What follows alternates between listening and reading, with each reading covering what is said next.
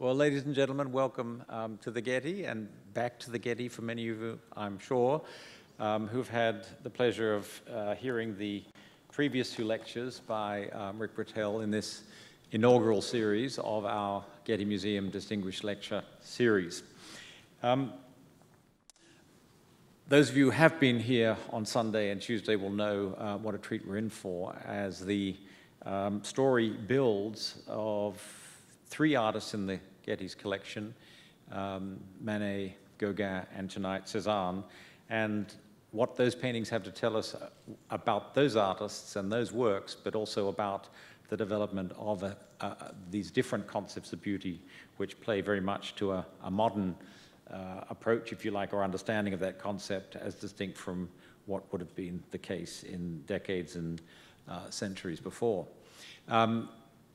Dr. Brettell, as you know, is extraordinarily distinguished, both as a curator of museums and curator of exhibitions in museums, also as a director of the Dallas Museum of Art, where he is now at the University of Dallas, and plays a very major role in the culture of that city, not only as a teacher, as a professor, but in an ongoing way as a curator, as an advisor to many institutions in building their collections, and as director of the O'Donnell Institute of Art History in Dallas, and as the founding organizer of the Center for the Interdisciplinary Study of Museums. And he has the doubly distinguished title of Margaret McDermott Distinguished Chair in Art and Aesthetic Studies and the Edith O'Donnell Distinguished Chair at UT Dallas. I won't rehearse the many exhibitions he's organized, but will mention some of the names, a number of exhibitions on Manet, on Gauguin, one of which I had the pleasure of working with him on for the Kimball, and perhaps his first and greatest love, Pissarro. As well as thematic exhibitions on topics like painting quickly, and one that those of you who have been in LA long enough will remember, A Day in the Country, which was at LACMA back in 1984, co-curated with Scott Schaefer. Very much important to the fact that he's lecturing in a museum today is the fact that he is very much, as well as being an extremely distinguished scholar and academic, but he's absolutely an objects person, as we say in the museum world, who looks carefully at objects and comes to understand them in the terms that the artist conceived them and made them, and the concepts and things that motivated that person in that time and age, and with the psychology that conditioned them. Not imposing, as is sometimes the case, an abstract and contemporary view of what art is about, or the terms in which we like to analyze it today, but trying to get inside the mind and the motivation and the life of the person who actually created it at that time. And I think we've seen the fruits of that in the previous two exhibitions, in the many exhibitions and the two lectures that we've had in the series so far. So, as I said before, but I'll say it again, there is no one who could be more qualified to speak on this topic and to inaugurate this lecture series. So I'm delighted to welcome him back to the podium again tonight. And we're doubly pleased to have to moderate the question and answer session at the end of tonight's lecture, Edward Goldman from our own local NPR station. So Edward will be on the stage with Rick Brettell after the lecture. So without more ado, Richard Brettell. Thank you.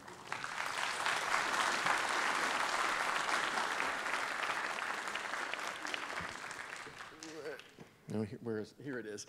The difficulty about speaking about Cézanne is that he's like this mountain that everybody tries to climb and nobody succeeds in getting to the top.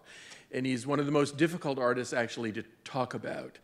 I've talked already about two artists who are much easier to talk about than is Cézanne.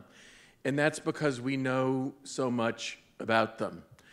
I've talked a little bit about the idea of beauty as being transient, as being something that's grasped and that exists for only a moment, and that is like the season of spring, and the beautiful 16-year-old girl who inhabits the floral dress in front of the rhododendrons in Manet's imagination as an embodiment of spring.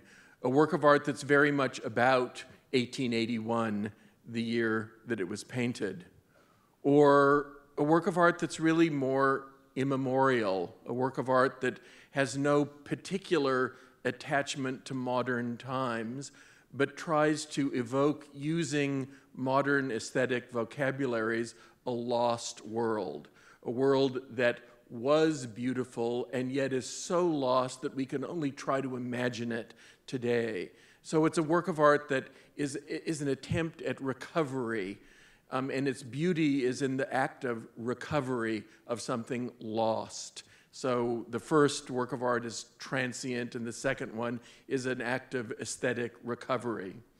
I'm talking tonight about a painting which is probably, in art historical terms, the greatest of the three paintings that I'm talking about, and it's by Cézanne, and it's also the largest of the three paintings I'm talking about, and it's a painting that inhabits a kind of time which is very difficult to put your finger on. It's not time immemorial, and it's not 1881 or whenever the hell it was painted, and I'll get to that in a minute, but a kind of thick time, a time that is really the time that you experience when you're walking through a museum, thinking about works of art that are categorized in their place and in their time in museums, but which inhabit a collective present which is tradition. And the idea of tradition and the idea of mystery are very important to Cézanne. When you look at Jeanne de Marcy next to the woman whose name we don't know on the right, you see a work of art which is very much in an inhabitable world. We know so much about Manet in 1880, in 1881, in 1882, when the first work of art was first shown, in 1883, when he died. He was an urban, important citizen. His life is incredibly well documented. He wrote very little. His letters are not so informative about his states of mind, but his friendships, his movements, the people he knew, the people he trafficked with, the world in which he lived, is something that we can speak of with a great deal of familiarity. And it's a world which is infinitely richer in terms of documentation than the world of Cézanne. Or Gauguin, who I told you, the problem that those of you who heard the Gauguin lecture will have with me tonight is that I know too much about Gauguin, not enough about Cézanne. And that's not because I'm lazy, but because you can know too much about Gauguin, and you cannot know too much about Cézanne. Cézanne is evasive. Gauguin is evasive in a different way. He's evasive because he's so voluble. He wrote thousands of letters. He wrote 6 books, most of which we haven't read, and some of which I've talked about and actually recited from earlier on. We know when this painting was painted. We know that it was finished in June of 1892. We know that it was sent to Paris. We know that it was seen in an exhibition in November of 1893. We know what the critics thought about it. We have a sense that it lives in a kind of penumbral world in which information allows us to understand it much better. And then we come to this. This is a painting about which one knows very little. And I read the Getty's very thick file on the painting, and I thought I would kind of amuse you by reading you all of the titles that this painting has had since its first publication in 1923 until the present day. 1923, Jeune Italienne accoudée, young Italian woman leaning.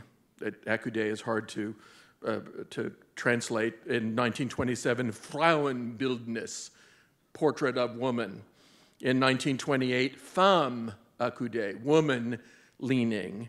In 1929, portrait of a girl. In 1936, Portrait de femme accoudée.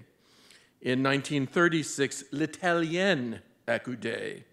In 1937, Young Woman Resting. In 1937, again in Paris, Young Italian.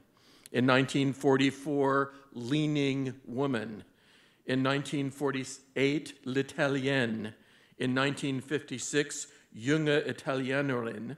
In 1967, Italian Girl. In 1990, Young Italian Woman. And when it came to the Getty, Young Italian Woman at a Table. So if you are going to look for the legal title of said painting, and if you were to deal with its transference like real estate, and with its title going along with it, you would have a good deal of trouble.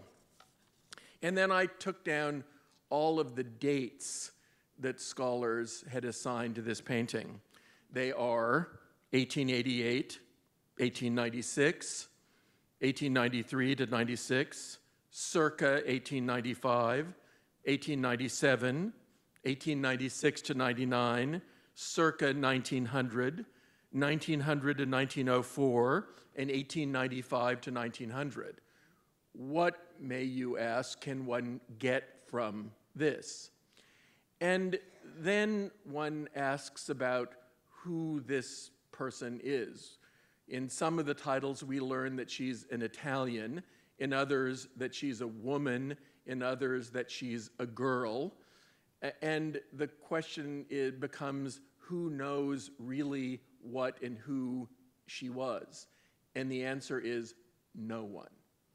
So when one looks at this painting and one goes through all of the paper trail that comes with extraordinary and expensive and fabulous works of art, the paper trail leaves us befuddled and in an act of, in a sense, mystery. The work of art started out in the United States as something that was modern. It was in the first exhibition of what we now call the Museum of Modern Art, but was then called the Modern Art Museum.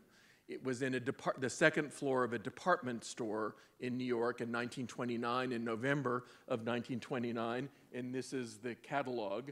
The Museum of Modern Art, first loan exhibition, November 1929, Cézanne, Gauguin, Seurat, and Van Gogh. And the idea of this exhibition, and I show you photographs of the initial installation of it, was to root modern art of 1929 in the art of the post-impressionists, in the art of 4 artists, 3 French and 1 Dutch artist, from whom everything in the ideology of the Museum of Modern Art springs. And the idea of the painting as being modern gained real traction in thinking about it. And what I want to do is to read you an embarrassingly long passage, and it's sort of a dumb thing for me to do, but I decided I was going to do it because only one really great art historian has written about this painting, and that art historian is Meyer Shapiro. And Meyer Shapiro was the first really important art historian trained in the United States to deal with modern art, though his field was Romanesque sculpture. And he wrote a book in 1952, the first monograph, sort of popular monograph in the Abrams art series with tipped-in color plates and paragraphs of prose about them on the side, about Cézanne, and another monograph on Van Gogh, the two poles in Meyer Shapiro's thinking about modern art. And I read it because, interestingly enough, when I get down to the 4th paragraph, you'll find the word beautiful. And it's so odd to find the word beautiful in a text written by an art historian that it's worth reading the entire text and getting you to understand how his mind worked in 1952, one of the greatest living art historians, when he looked at this. And it's important for you to remember as you're looking at the painting, and he talks about this other painting first, so I'm showing it to you, and then I'm going to switch just to the painting itself, and you can follow his reasoning about the painting. But what you need to know while you look is that he was really a social historian of art. He believed very strongly that art was rooted in its social and political realities. And what's riveting is that there's not one clue of that in his long and beautiful description of the work. Cézanne uses here several of the elements and devices of the Louvre still life, which is on the left. The ornamented drape, the table tilted upward, the large mass of white with many tints. It is also like the still life in the big slant of the dominant form. Yet the effect is very different, a more balanced play of the simple and rich, the stable and unstable. The whole is treated with a breadth that recalls the great Venetian portraits of the Renaissance. The forms are amazingly substantial and well-defined. The bent figure fills her space grandly. It is a powerfully constructed work, compact and clear, with parts beautifully fitted to each other and to the canvas surface. The tilted mass of the upper body with right angle at the elbow is opposed to the rectangular masses of the skirt and drape. Yet the vertical and horizontal rarely come to view, and then only in short segments, as in the bracelet and the wall. The bracelet is something you don't notice at first, or as parts of more complex lines. The most stable masses are covered with lines and spots of unarchitectural quality, diagonal, crossed, or curved on the draped table, convergent on the skirt, a typical device of Cézanne's later art by which the severity of the construction is softened and opposed qualities are interjoined. The color is very rich and strong. The simplicity of the large aspect conceals at first the variety of the color relationships that have been employed. Consider only the dark blue of the skirt, which has a different kind of contrast with each of the large areas of colors. Its darkness or low value is opposed to the white, its coolness to the warm complementarities of yellow and orange in the fichu and the face, its uniformity or evenness to the mottled color of the drape, its purity to the mixed neutralized brown of the wall. At the same time, the blue mass is harmonized with all these distinct opposed fields. Its convergent stripes reappear in the white sleeve, which is also toned with blue and gray. Dark blue lines mark the contours of the face and features and right arm, and there is blue, gray, and black in the fichu. It is tied to the wall not only through vague green and purple tints within the brown and through the lines of the wall and the dado at the left, but through the dark key there is a progression from the skirt to the purplish dado to the upper wall, and last the blue area is related to the tablecloth through its similar position and shape, and also through the analogy of lines.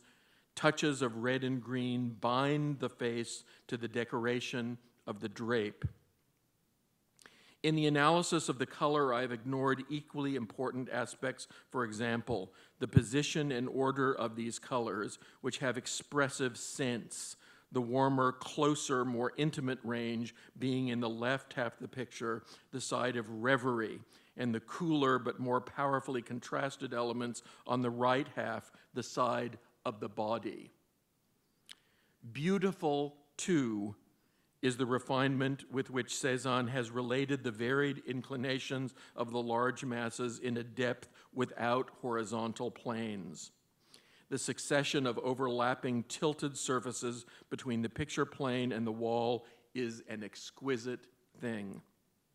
Another subtlety is the handling of the vertical and nearly vertical directions in an unmarked band from the upper wall to the right side of the drape, passing through the head and fichu.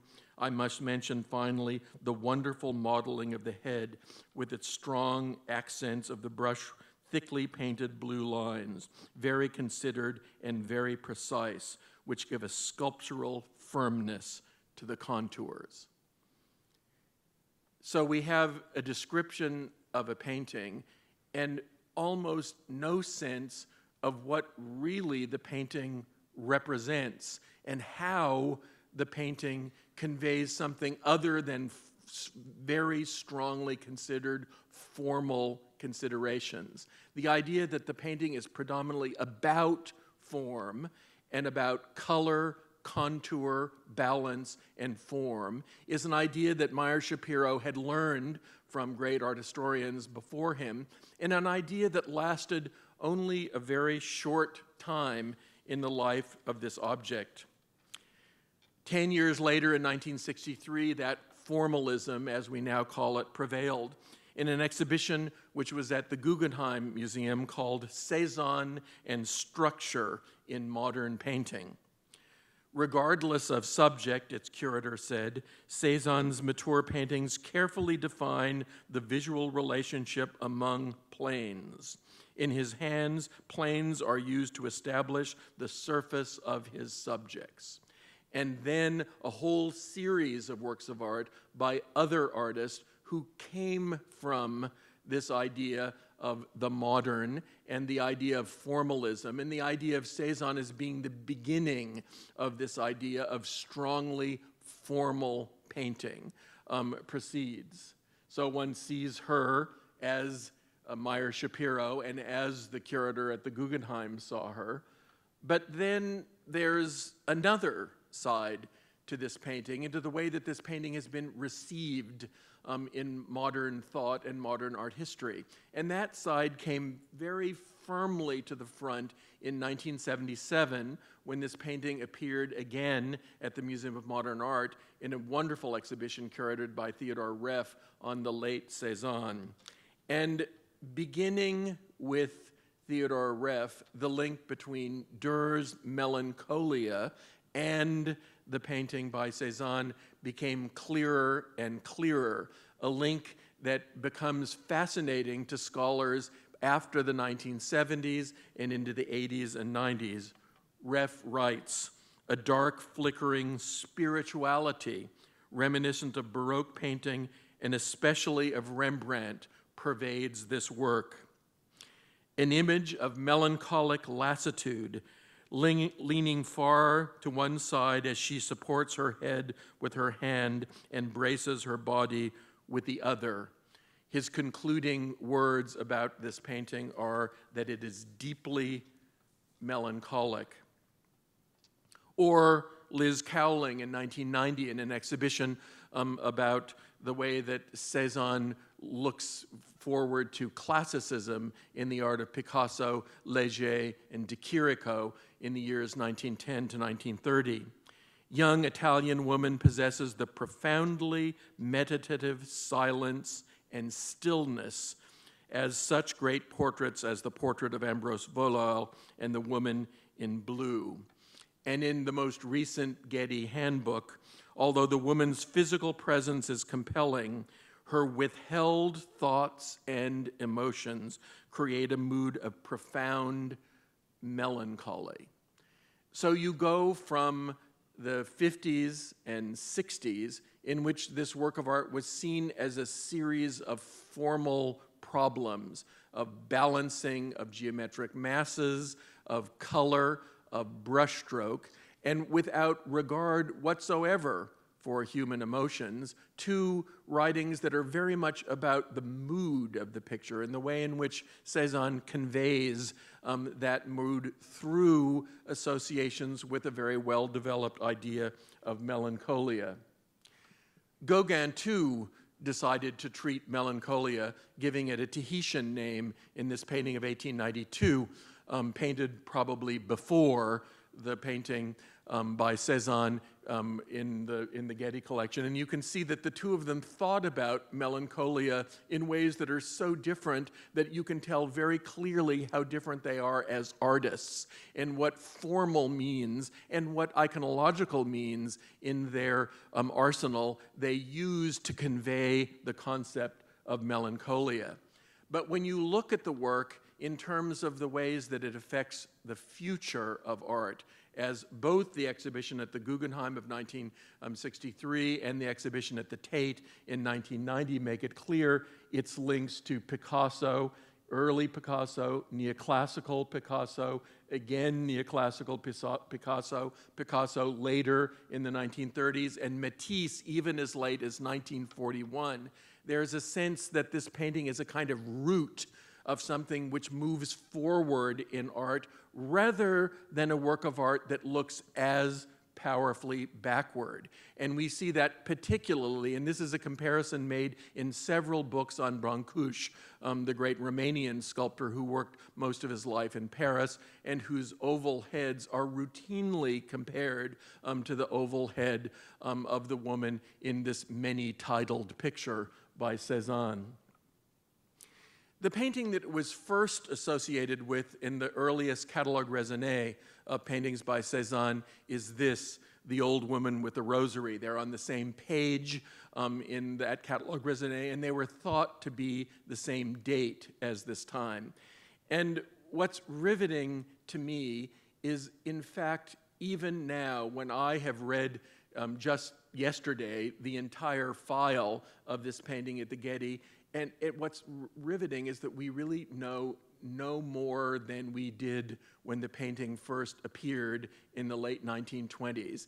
And there's a huge accretion of dates and titles and interpretation, and almost nothing based on anything. There's a sense in which we're deeply involved in a world of an artist who gives us so little that we're left merely to our own devices.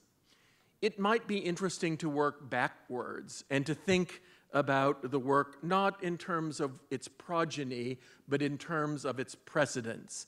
And works of art that deal with the sleeve, with the powerful forms of a figure, and of course this is one of the most famous portraits by Raphael in the Louvre, and one sees that they have really in some ways nothing to do with each other, but they have a similar sense of gravity and calm and volume.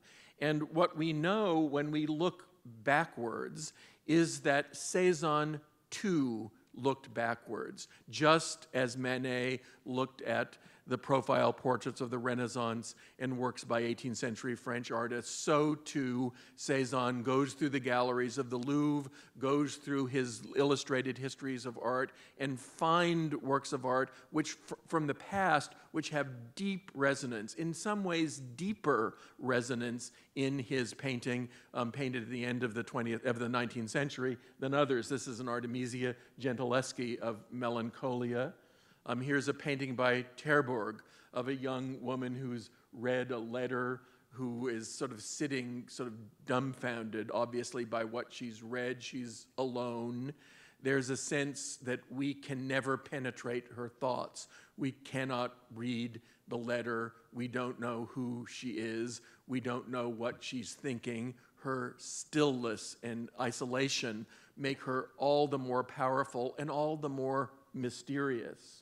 Or the wonderful paintings of the Lenain, who are beginning to be revived in the period of Cézanne's lifetimes, and these sort of grave peasant figures who stand outside of the fashion of the court life of the 17th century in France and speak of a kind of time immemorial, the kind of time that Cézanne seems to be getting at in his painting. Or the Rembrandt, which I compared as well to the Manet in the National Gallery in London, not this particular painting, which Cézanne probably didn't know, but there's a connection, a kind of deep connection between this kind of painting, as expressed by Theodore Reff in his wonderful essay of 1977, and the will to form something isolated, deeply mysterious, and unreadable in the art of Cézanne. How different it is from French paintings of Melancholia. This is a Van Loo painted in the 17th century, and it's a painting which, of course, Cézanne would have disliked, but it's a painting that has many fascinating relationships to his, or even Lagrené's Melancholia, painted in the middle of the previous century. But the artist who, to me, is so important as the ultimate predecessor for Cézanne's recreation of this woman at the end of the 19th century is Camille Corot. And I show you a Corot, which was pasted in a book by Gauguin, to show you how important Corot and Corot's figure paintings were to artists at the end of the 19th century. This is a manuscript created by Gauguin in 1893. It has pasted in it a photograph of a studio figure dressed in a kind of unknowable and unidentifiable peasant costume with an instrument sitting in Corot's urban studio, involved in a kind of reverie which is ultimately timeless. And when you look at the Cézanne and you put it with Corot's figure pictures, it has a kind of resonance that it has with no other artist. And here one sees a lonely woman whose book has been put down, her hand in her hair, looking listlessly in a big landscape, sitting out of doors. Here one sees a woman alone in the studio, sitting in an armchair, a letter in her hand, very like the Terborg, so that we know why she's thoughtful and why she's melancholic, because something has prompted her to be. The words on that sheet have prompted her to be.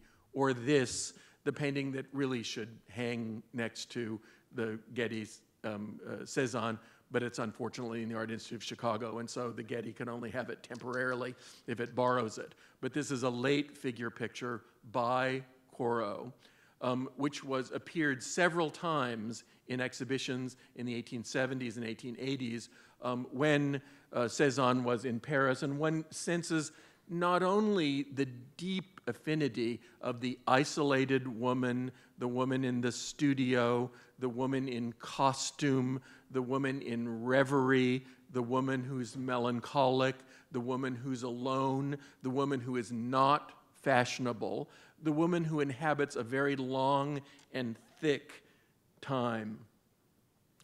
Now, there's an artist who, to me, might be the key to all of this, and a fascinating key she is.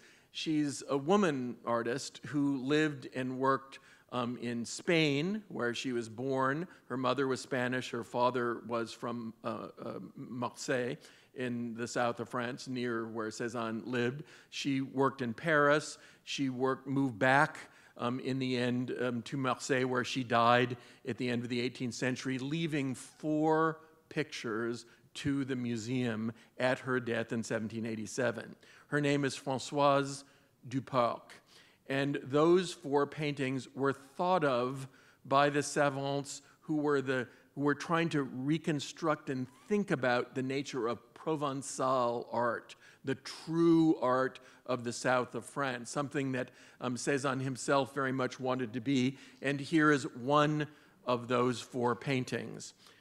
Another one was, in fact, published in a book called Les Peintres Provençaux, Provençal Painters, by an artist and art critic named Louis Brettell in 1901.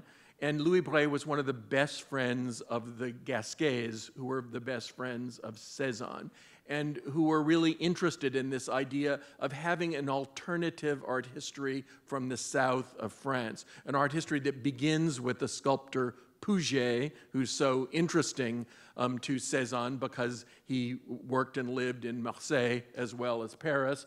But this comparison has always fascinated me. It's never been published. Nobody's ever thought about it except for me, and I've been thinking about it for 30 years, ever since I read that book in the Bibliothèque Nationale when I was a graduate student, thinking about the way in which Cézanne quite possibly translated one painting to another. This young woman, the tricoteurs, the knitter, a young woman in her bonnet, shown by the side with this kind of glow around her by Françoise Duparc, and then transforming her into the old woman, clutching her rosary at the end of her life.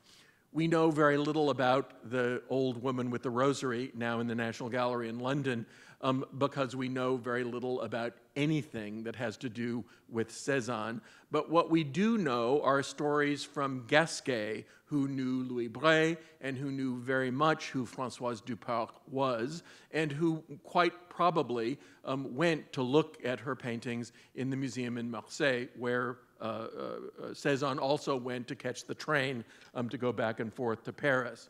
What he remembered is that Cézanne found an old nun who at the age of 70 had lost her belief, had climbed over the wall of her convent, was found by Cézanne in the street mumbling and deranged, and he took her in to be a servant. So this figure, according to Gasquet, and we believe Gasquet only a little bit, but it's interesting to sort of think about it, where the knitting needles are transformed to the rosary, fretfully held by this old woman in a painting that actually looks as much like a late Rembrandt as it looks like a Picasso or a Matisse later on. Or this idea that the woman is foreign. And you remember that about half of the titles identify the model for this painting as being an Italian.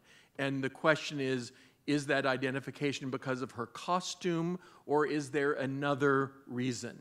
And there is indeed another reason, and that comes from one of the oldest associations of this painting, is with a professional model who is the brother of a model who we know Cézanne used and employed in paintings of the early 1890s, whose name was Michelangelo di Rosa, who was an Italian model living in Paris.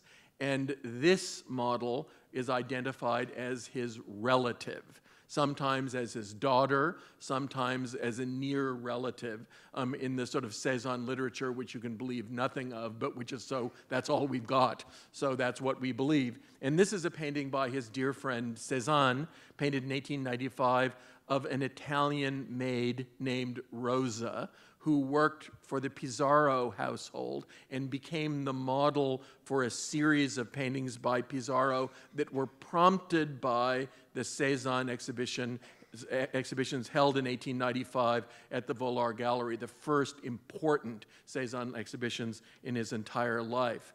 So this idea that the model might have been an Italian, might have been a professional model, and that the painting might have been painted not in Provence, but in Paris, is fascinating. The costume has always been thought to be Provençal, but no matter how you look, whether at colorized photographs, at 19th century prints, you cannot find this costume with the big sleeves and the little fichu in any figure from any part of Provence at that period of time. So clearly it's a costume like Corot's costumes, a costume which was maybe a prop from the opera or something that was worn by models in Paris at this period of time. And here you can see this. I took this photograph myself of all the little types of Provençal figurines that you can buy today if you go to the south of France and think about Le Vrai Provence, La Vraie Provence. And you can see that though there are female figures with fichu and with sleeves and with aprons, you cannot find this particular figure. What you have to remember is that Cézanne spent throughout most of his late life before 1900 as much, if not more, time in Paris than he did in Provence. And that the place he went to over and over and over and over was the Louvre. And the sheets of his sketchbooks, there were 18 sketchbooks cataloged by Chapuis at the end of his life, most of which have been dismembered. There are only 4 left in their original forms, but scattered amongst them are page after page after page after page after page of drawings made in the Louvre. most of the published drawings and most of the drawings that art historians talk about are the drawings of sculpture and of the male nude, with a lot of sculpture by Puget, who's very important for the history of Provençal art. So that's a little interesting aside. Less well known are the drawings from paintings, because he went just as much in the paintings galleries as he went in the sculpture galleries. And we have to remember that though we think of Cézanne as being an artist of the south of France who paints southern French landscapes, we have to remember that his time between the middle of the 1880s and about 1901, as much of his time was spent in Paris as anywhere else. He grapples in works of art which we find sort of faintly ridiculous today, with the idea of art history, with how contemporary paintings can evoke the past. The painting on the left in Moscow and the painting on the right in Washington at the National Gallery represent both his son and one of his son's friends in the costumes of the Commedia dell'arte. So he's thinking about 18th century painting and earlier painting and conceiving of these very theatrical and rather bizarre pictures created in his studio from costumes and either paid models or friends of his son and his son's friends, or even from photographs of models. He's thinking as he's painting in Paris about museum art. Now, this is Michelangelo di Rosa, the young man who was the relative of this lady in the lore. And we have several paintings of him. He always wears in the paintings a red vest. They're paintings that have a kind of allusions. They have allusions to Baroque figure pictures, and they have a wonderful sense of dealing with the time of life of a kind of adolescence, of a young man who's between adolescence and manhood, and who's posing and wearing costumes and becoming something. And in a sense, they have a fascinating relationship to paintings like this, both in their use of costumes and in their extremely traditional poses and relationships to past art.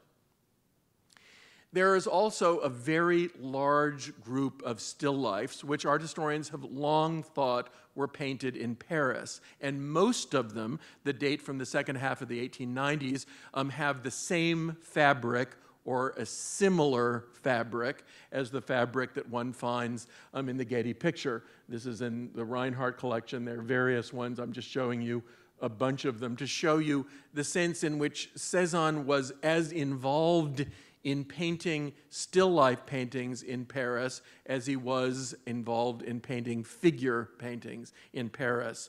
And to sort of amuse you, I made a list of all of the known apartments rented by Cézanne in Paris between 1888 and 1900. They were on the Rue Val-de-Grâce, they were on the Avenue Orléans, they were on the Rue Gabriel in Montmartre, they were on the Rue des Lions Saint-Paul, the Rue des Dames, the Rue Bonaparte, the Rue Egiseppe Morceau, and the Rue Ballou.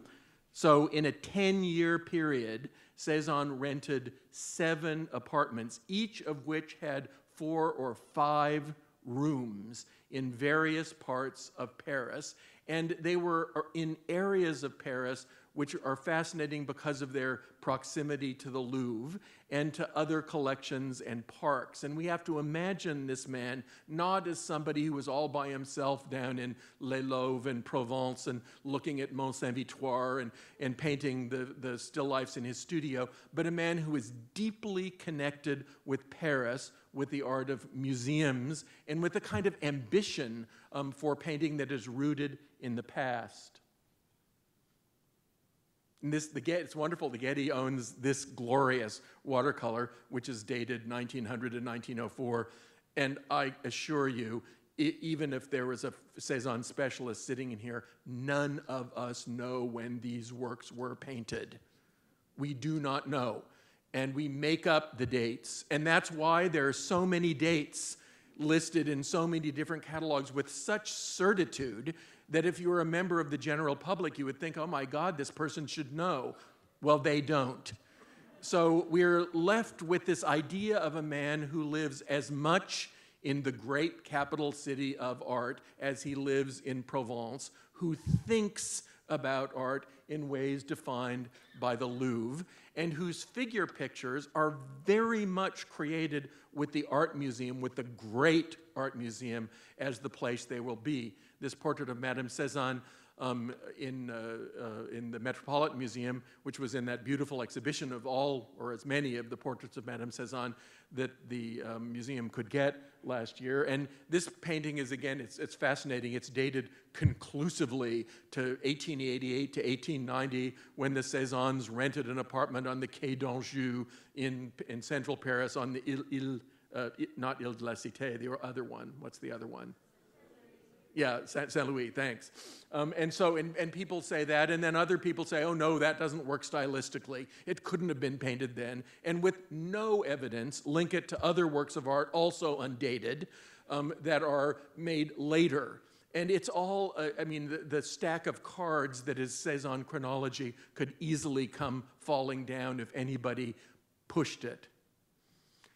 The painting that this is most often related to in the modern literature is the portrait of Vollard, the great dealer who really promoted Cézanne first, who gave Cézanne not one but 3 exhibitions held in 1 month. They changed the exhibition 3 times. Nobody knows what is in this exhibition. It was an exhibition held in Paris in the autumn of 1895, and it completely changed the direction of French art, because nobody had seen works by Pissarro since 1877, when he last exhibited with the Impressionists. And the sense that this guy had been making things without really anybody looking at them except for a few friends, is something which is very powerfully changed after 1895, and this guy changed it. We know everything about this portrait because Vollard wrote about it, and Vollard, unlike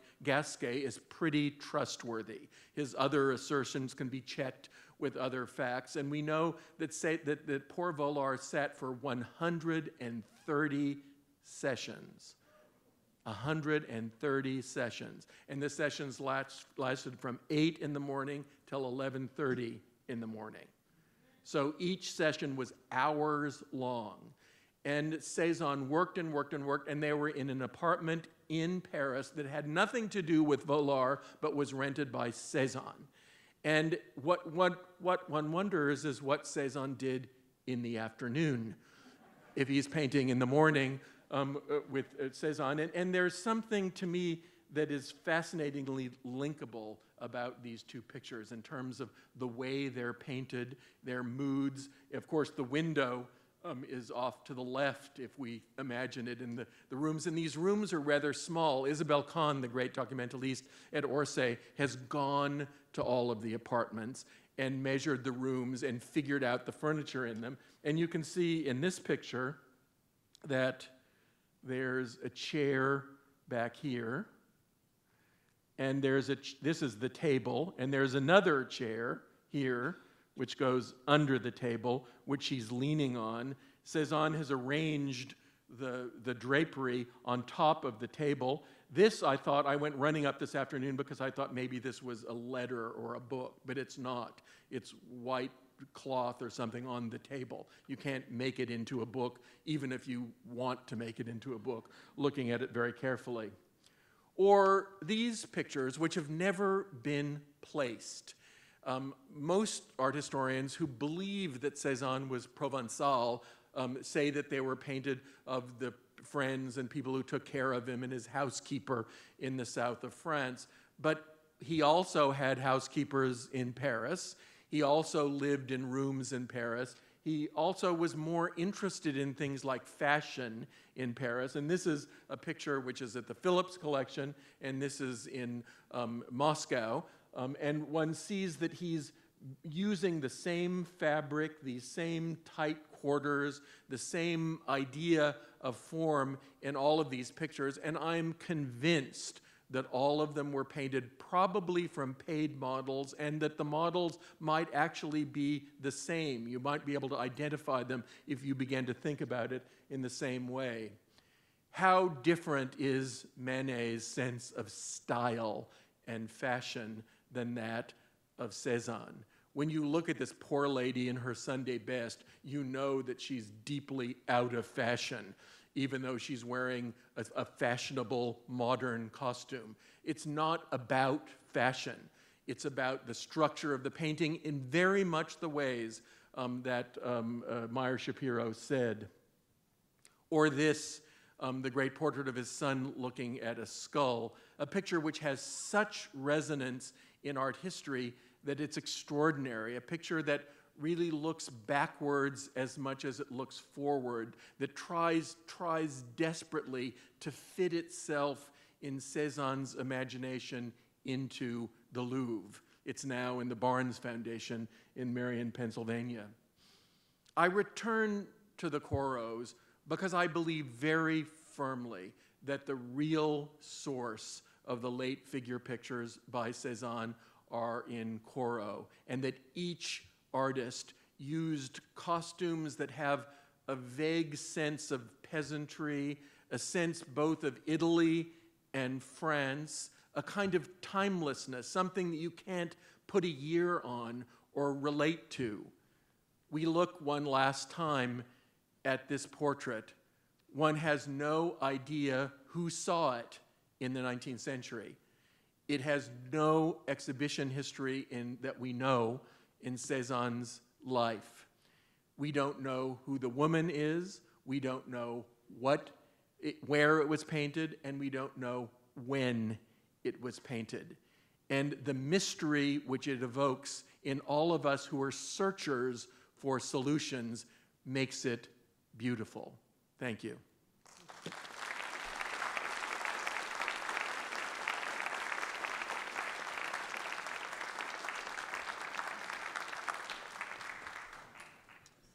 It'll just be a minute or two while we get the chairs and microphones on stage for the discussion, but please do, those of you who can, please stay. I don't know how many of you have been at all 3 lectures. As I said right now to Rick, I'm trying to decide which of 3 lectures was the most informative, the most intriguing, the most entertaining, because I don't know any other scholar and lecturer who can be also so entertaining, and I mean it as a compliment. And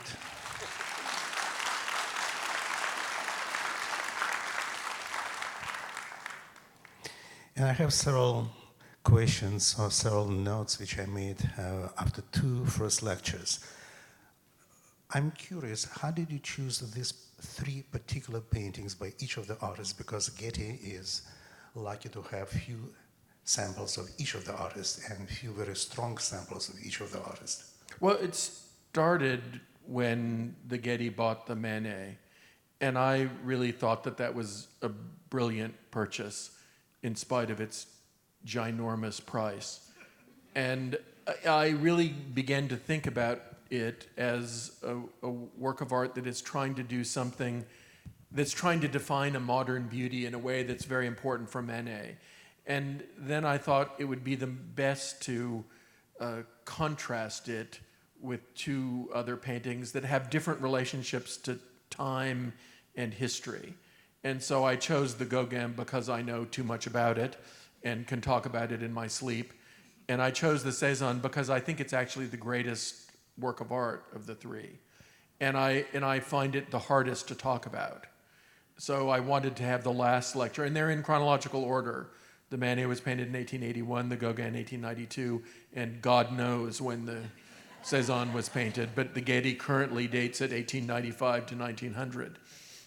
And definitely it was fascinating to hear your second lecture about Gauguin. I didn't know that you are author of the catalog raisonné of Gauguin, so you know enough to deliver maybe 100 lectures about him. Yeah, no, unfortunately, that's true. I just think that I knew all these 3 paintings, and I like not only to look at the painting, but stare at the paintings. But what you made us, and I'm talking about myself, looking at this, all of a sudden I'm discovering things which I haven't seen though are there for all of us, because we going through museum, no matter how much we like art, no matter how much we are looking at art, we are not to stand in front of the painting for 1, 2, 3 minutes staring at paintings. It's so rare. You made us stare at the painting for 1 hour, and boy, it just comes across with so many layers of knowledge. Well, there's when I was a little boy, I grew up, I come from a ranching family in Wyoming, so there were not obviously works of art, but my grandfather had a book of Chinese maxims, and one of the Chinese maxims was that the only way to understand a work of art is to own it. And I think it's actually correct. I mean, now we live in the age of reproduction, so one can stare at something virtual a lot. But when we go to museums, I mean, there's so many of them, and they're all on these walls, and we walk up and down, and we can only look at them the time that we're there. And most of us have pretty good, but also unreliable visual memories. And therefore, sometimes you transform a work of art into your mind to something quite different. And I think that's a fascinating thing. That's why, if the question is which of the 3 works, if you could take it home, you would take home. I'd, of course, take home the Gauguin. I would. But they won't let me. You mentioned, if I understood you correctly, that Cézanne is the greatest of 3 paintings. It's difficult for me completely to, it's not that I disagree with you, but can you explain to me what makes you think that it's even greater than Gauguin, which has absolutely fascinating history. Absolutely. That we know and you've been talking about, and this painting doesn't have this fascinating history. No, that's true. It's true. I mean, that's what the point I was making at the beginning of the lecture, is that we know so much about the Manet, and we know so much about the Gauguin, that we could almost replace coming to an understanding of it with what we know. And we know so little that's tangible and reliable and believable about Cézanne that we're left really with the work of art. And that's why I read that long, formal description, because first of all, it made you hopefully look at the painting and follow the reasonings of the guy. And secondly, because it's so inadequate.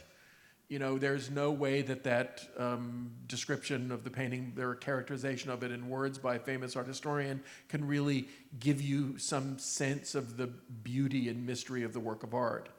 I think that Cézanne is the mountain to climb because the paintings are so powerful. When you go into the gallery, all 3 paintings are now in the same gallery, and the Gauguin was hung this morning on the wall next to the Cézanne, so you can actually compare them directly, and the Manet is down in the middle of the other wall.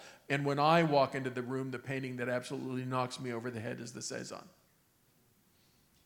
I want to ask you about Cézanne. I never even thought about that. Why he rented 7 apartments in Paris in 10 years?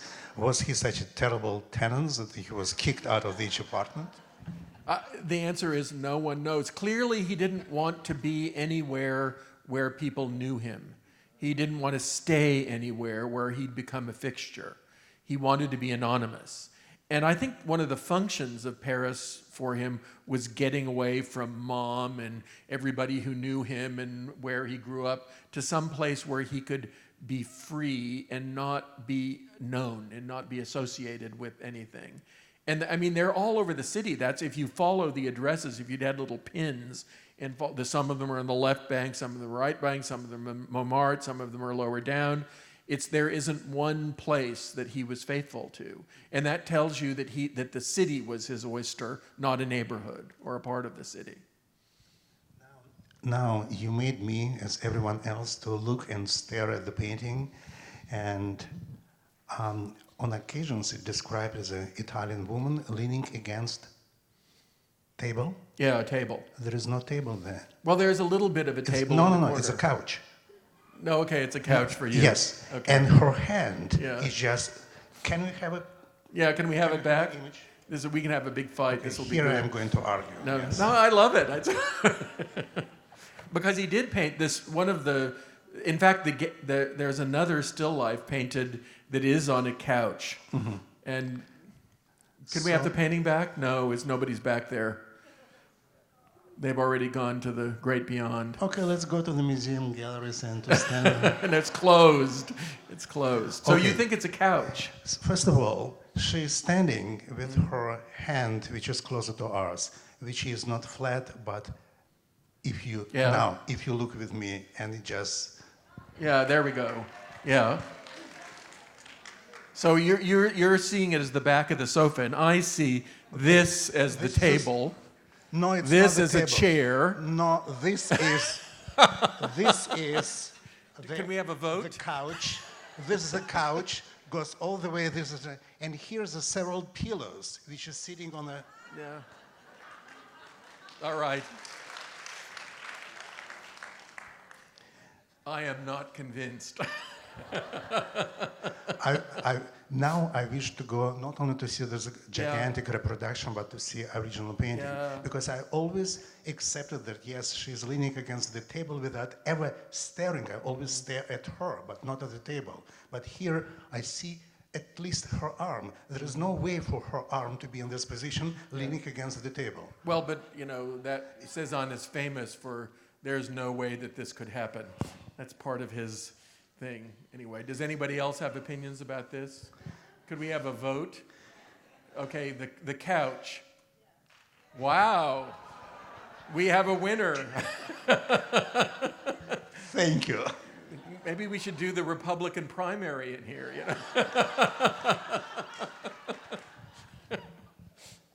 But now also, I am fascinating. I never heard about that, never thought about that, how many sittings he would require from the person. And you mentioned that it was several dozens of sitting, 3 hours each. Yeah, 130. 130. And Vollard had nothing better to do than to spend it's hundreds of hours. Yeah. Well, he was Cézanne's dealer, and he wanted to buy stuff. Mm-hmm. And he also wanted a portrait. And in fact, during the seating, he bought the contents of Cézanne's studio in Paris. Smart way of using your time. It was a little bit of a business. I just wonder how many of us would agree to sit for the artist not famous, not yet known, Cézanne in 1880s, who knew about him, and to spend day after day after day, which made me aware of thinking about the only other contemporary artist, who just died 2 years ago, Lucian Freud, who demanded that anyone who would agree to sit for him, and he almost never agreed to paint commission portraits, only of his friends and acquaintances, and it would be hundreds of hours. And even Her Majesty was sitting for him for something like close to 12 of sittings for very small portrait size of this kind of page. It's unbelievable. No, but I think that's right. The kind of, if you spend so much time staring at something, it doesn't become a person, it becomes a subject. And it becomes a kind of problem in the construction of the painting. And I think that Cézanne needed to transform a person into a painting, and he needed time to do that. I also wanted, mention when you started your first lecture, and it happened to be on Sunday, Oscar, at 2 o'clock, and the house was absolutely full, and some people were standing in line outside waiting for the possibility of sitting here. And you said that you are so pleased that people, even on the Oscar day, wanted to come to museum and to hear a lecture and to hear your stories. And you say that there's something in common between Paris and Los Angeles. First of all, they're sister cities today, definitely not 100 years ago. Okay. And you said that art of Impressionism in Paris is a result. Probably the most well-known around the world for everyone form of art. And in Los Angeles, it's because of the movies cinema, and the characters, the cinema, known for the whole world. So here's 100 years ago in Paris, and now in Los Angeles, created images which are the most familiar images to educated or less educated people. And as a surprise, I got today from Paris email from American Center in Paris. And they just telling me about the exhibition, about the show entitled Wasteland, New Art from Los Angeles. Why Wasteland? Curated by one of the people in Los Angeles and featuring 14 Los Angeles artists. But this is why I wanted to read. Los Angeles is a flavor du jour in Paris, with recent large spreads in Sunday newspaper magazines, art periodicals, and so on. Inadvertently, we seem to have captured a bit of the zeitgeist. That's total surprise for me. Yeah. Is that anything you or anyone else can explain why all of a sudden Los Angeles right now on the front pages of Parisian newspapers? Well, the Getty had a lot to do with it because of Pacific Standard Time. It was an amazing thing. We're so New York focused in the United States, and New York, the two greatest art forms of the 20th century in America, in my opinion, are architecture and cinema, not painting and sculpture. And the cities that produce those things, those two media at the highest level, and with a sense of community and camaraderie, are the cities that are the true art centers of the current time, not cities that produce painting and sculpture. We are waiting for you to just come and settle in Los Angeles after what you said. After you said. I live in Dallas. We have guns in the classroom. It's very exciting. So I guess we. And I'm not a Republican.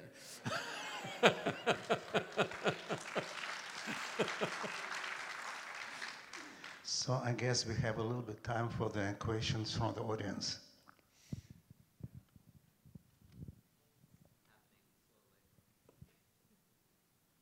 Does someone have a mic? I have it right here. Okay. Hello.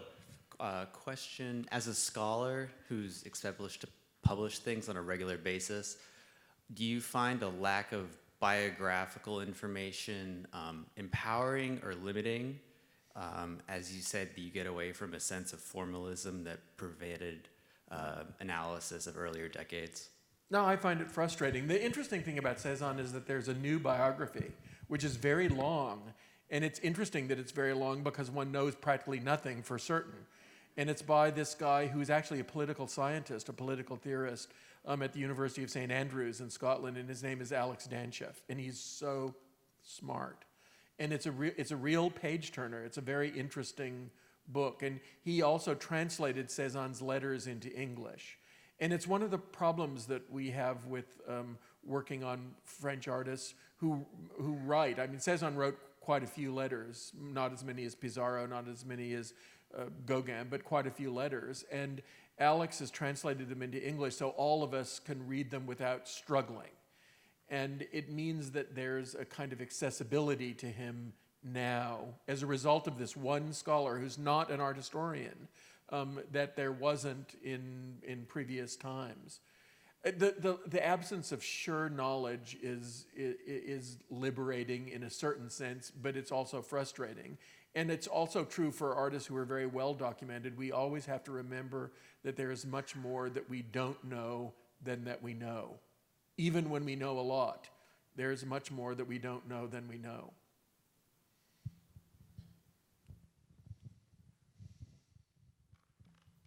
What could have triggered the change in the interpretation of the painting from formal forms to just emotion? Is that social? Is that because somebody else just is brilliant? No, I think it's because even modes of interpretation have fashions. They have early people who are good at them, and then they become de rigueur, and then they become boring after a while. And you need to do something else. And it's true to say, I mean, even now people don't talk about Jackson Pollock's formally as much as they used to either. I think formalism is a little bit too dead. It needs to be revived and linked more to meaning, and that we need to have a new vocabulary for formalism. Most of our vocabulary in doing formal analysis of pictures comes from German and Austrian art history of the end of the 19th century. And it hasn't changed very much at all. And we haven't interrogated it. We haven't created a new formalism. And given the fact that we now have billions of images of works of art, and we have computers who are pretty smart, we can begin to think about formal analysis in new ways, in ways that are kind of liberating, more than staring at one picture and writing down the structure of the picture, which is what Meyer Shapiro was doing. And I want to mention that when you've been quoting Meyer Shapiro, I'm thinking about all the lectures of all professors, which I was sitting in a dark room, looking at the slides and slowly falling asleep. But you are able to talk not just at the audience, but to the audience. It's so rare. Thank you. It's so important for general public. Thank you.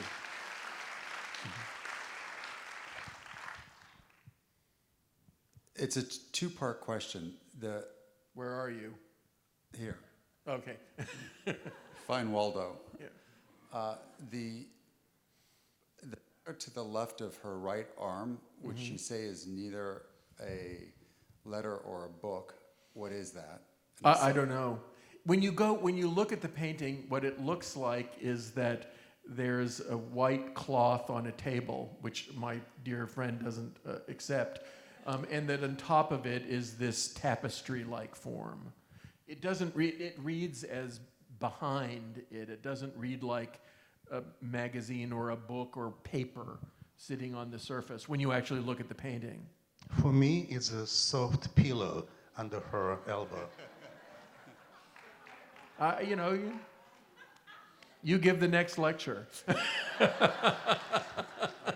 What's your second question? Question is, the face to me is not like other Cézanne faces, and it looks almost African-esque, like it is maybe of a mask. And I know that in Paris, African masks became quite, prevalent in, 15 or 20 years later. Well, they existed at this time too. I don't think he was interested in them. The reason that it looks like a mask is that the way that the eyes are treated. The eyes are very almond-shaped eyes, exactly. Yeah. And also there's this, what's really interesting is that there's this big dark blue iris and no, what's the other thing called? Pupil. And so it's this kind of disc of dark blue in that it's very disturbing actually when you try to interrogate her face, because there's no way that you can get in. It's, part of the mystery of the work of art. I don't think he knew African masks. I really don't. But maybe somebody will prove me wrong. Actually, the second painting at the Getty Museum, Eternal Feminine, Feminist, Yeah. Feminine, Feminine. yes. Feminine, yeah. And the female, nude, very rare, nude female Yeah. model. And story about that Cézanne was uncomfortable using naked models. Yeah. And the face is almost even more mask than Yeah. here, but in no reference to the African mask at all. But it's also tiny. It's this little teeny thing, whereas this is the size of a real human head. It's the oval is so beautiful, that tilted oval. And I'm fascinated by the bracelet, because it's the same kind of bracelet that they call a slave bracelet. That was what they were called, that Olympia wears. And Cézanne gave money for Monet-inspired drive for the French state to buy Olympia in 1893. Is that right, Scott? If you don't know, I don't. It's 1893 or 1892.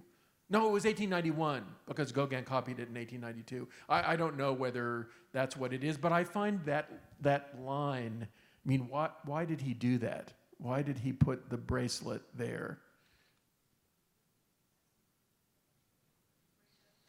The obvious answer is because she was wearing it.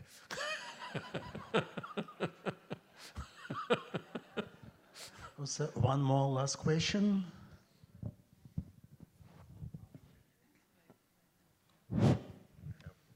Two more last questions.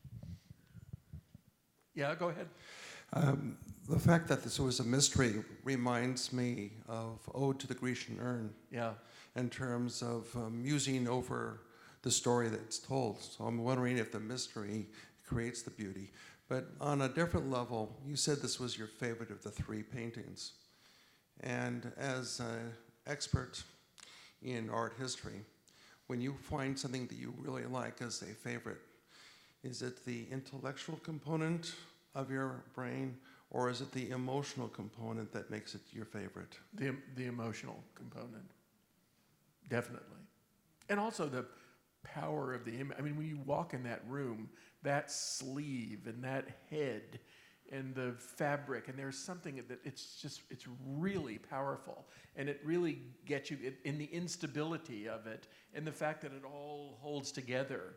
I could look at it for ages. I think it's great.